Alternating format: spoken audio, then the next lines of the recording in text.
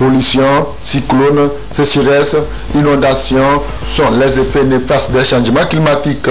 L'Afrique, le continent le moins industrialisé, subit également les conséquences de ces réchauffements climatiques. Plusieurs domaines sont concernés par les changements climatiques et les causes sont de deux types.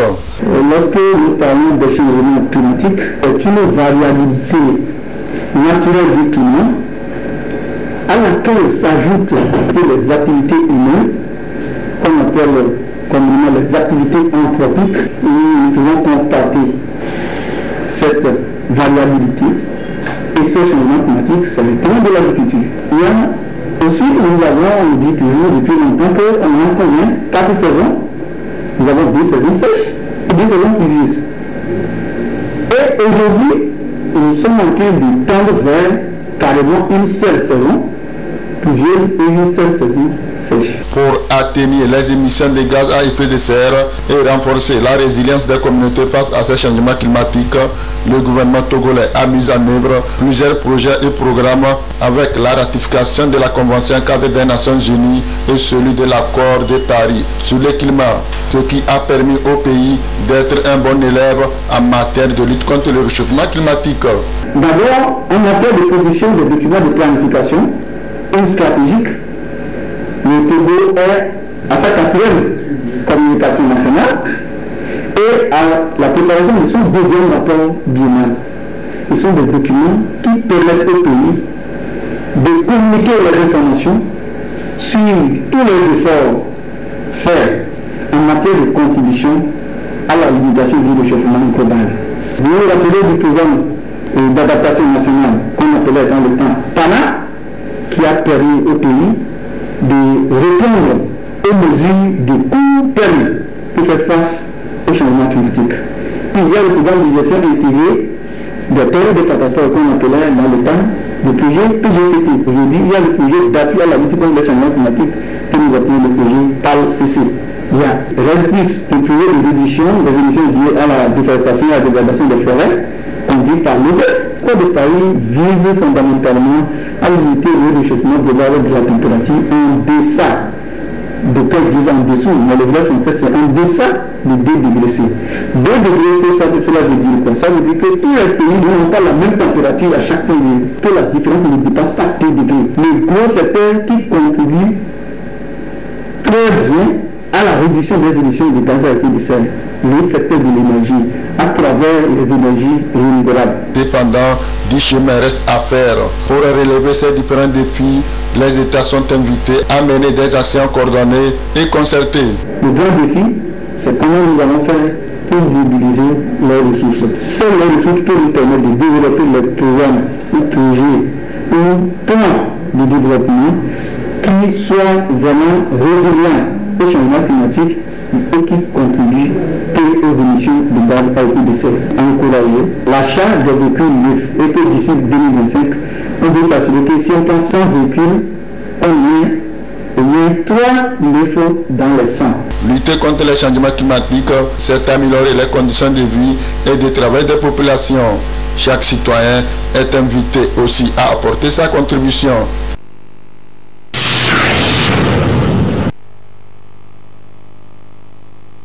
Des dépourtages sauvages, on en trouve encore à Lomé, malgré de multiples sensibilisations des ménages sur les effets néfastes de ces comportements inciviques et malsains. Ces dépourtages sauvages sont souvent source de la propagation de nombreuses maladies. Le gouvernement togolais ne lésine pas sur les moyens pour mettre fin à la création de ces dépourtages intermédiaires. Au niveau des communes, comme c'est le cas dans Golfe 2, plusieurs actions sont menées dans ce sens. La gestion des déchets est une des priorités pour notre commune. Nous avons tenu au niveau du conseil municipal plusieurs sessions. La sensibilisation, au moins que nous faisons tout le temps, en collaboration avec les CDQ, les chefs traditionnels et les organisations de société civile, nous le faisons déjà. Nous sommes en train de préparer un arrêté communal. Un arrêté communal pour interdire et punir, sanctionner ceux qui délibérément continuent par produire ces dépotoirs intermédiaires. Il est fait obligation à tous les ménages existants sur notre territoire communal de s'abonner. Et ceci est conforme déjà à la législation en vigueur.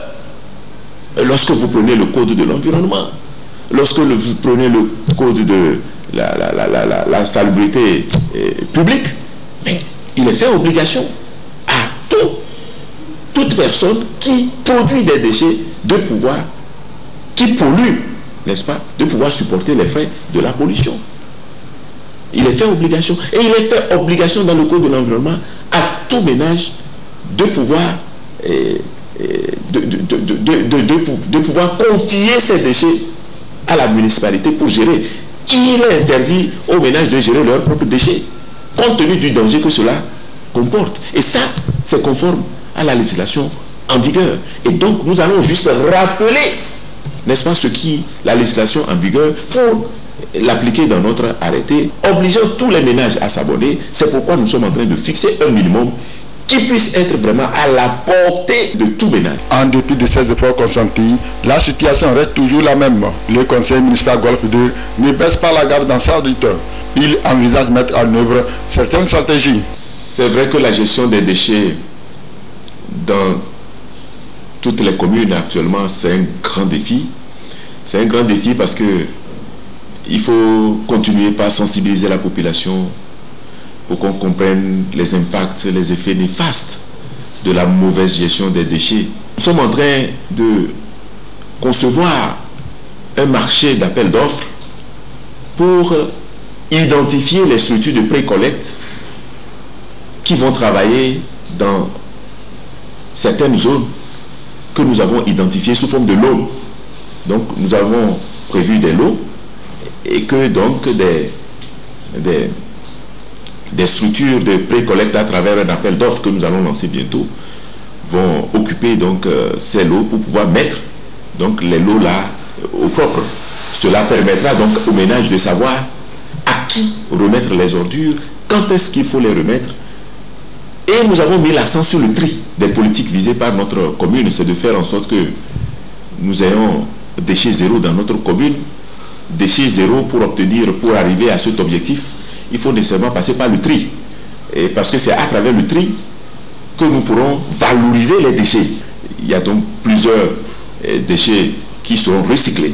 Les matières de cuisine et tout ce qui concerne le reste des nourritures que nous avons, on peut les transformer en compost pour avoir donc des engrais bio. Le code de l'environnement et de la salubrité publique en République togolaise prévoit des sanctions à l'endroit des contrevenants. Et pour éviter de tomber sous le coup de la loi, les contrevenants sont invités à se conformer aux dispositions en vigueur en s'abonnant aux structures de pré-collecte et de ramassage des ordures ménagères pour assurer la propriété de nos quartiers.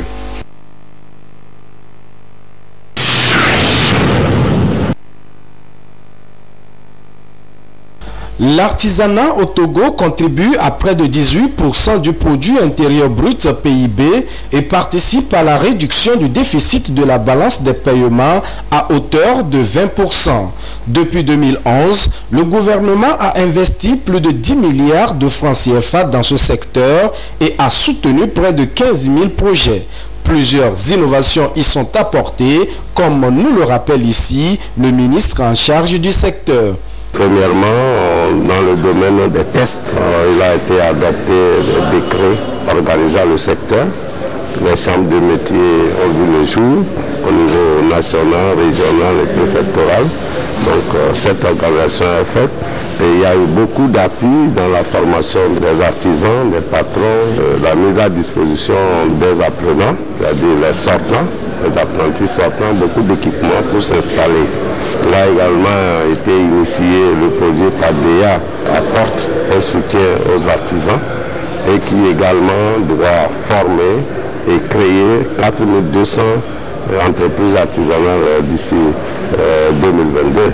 Également, le gouvernement a permis que les artisans puissent obtenir les marchés publics. L'artisanat est essentiellement caractérisé par le tissage, la céramique, la poterie, la vannerie, la sculpture et autres. Et plusieurs Togolais s'y retrouvent pour leur gagne-pain. Aujourd'hui, il est question de booster le secteur pour plus d'attractivité et de compétitivité. Et le gouvernement entend multiplier les actions. Au nombre de ces actions, les journées de l'artisanat que nous avions célébrées dans toutes les préfectures et les régions. Donc ça a permis aux artisans de toutes les localités de montrer leur savoir-faire, de se faire découvrir.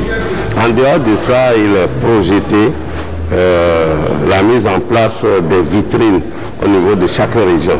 Vitrines de promotion des produits et des prestations de l'artisanat. Donc ces vitrines vont être installées et seront sur les sites web, seront sur les plateformes. Donc les gens de par le monde peuvent contacter directement ces vitrines où il y aura aussi de l'animation quotidienne, les produits seront sur place. Donc on aura dans le maritime, plateau, central, Cara et Savane, on aura des localités. C'est à construire. Il est projeté dans les années à venir de construire un village artisanal à Lomé pour booster la vente de ces produits des artisans. C'est justement pour promouvoir les artisans locaux que le marché international de l'artisanat du Togo est organisé depuis 2019. Et la meilleure promotion passe aussi par la volonté et l'engagement de tous les Togolais à consommer et à valoriser les productions locales.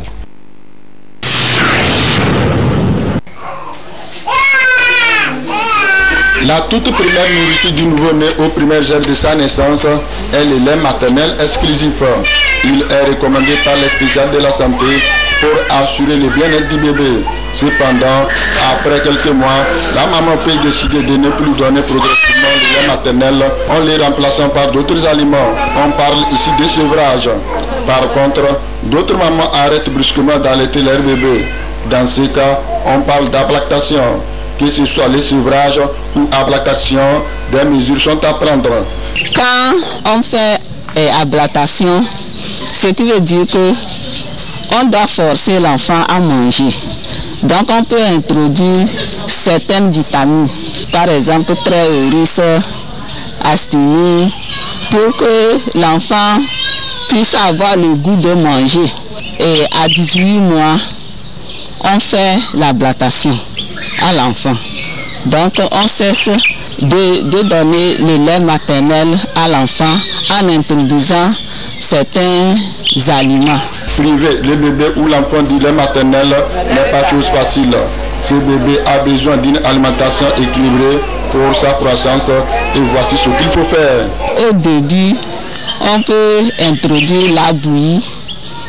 Après, on introduit les aliments et des repas quotidiens, soit la pâte, l'haricot, on prépare l'haricot bien cuit, on donne à l'enfant, soit les œufs. Ceux qui n'entretiennent pas bien leurs enfants sont des malnutris. Donc la malnutrition, c'est quand l'enfant n'a pas le poids normal. Donc chaque âge, selon la nutrition, il y a le poids qui doit correspondre à la taille. Les mamans doivent également à cette période continuer leur consultation postnatale et ceci pour plusieurs raisons. Si l'enfant est malnutri, l'enfant ne se développe pas bien. Il faut chercher le calendrier de vaccination pour voir si l'enfant est bien vacciné. De deux, il faut déparasiter l'enfant aussi. Parce que déjà à 6 mois, l'enfant est par terre, l'enfant marche à 4 pattes, donc il faut chercher à lui déparasiter parce qu'il a toujours les mains sales qu'il peut mettre dans la bouche. Donc à chaque 3 mois, on déparasite l'enfant. Respecter ces conseils des spécialistes de la santé, c'est assurer une bonne croissance de son bébé.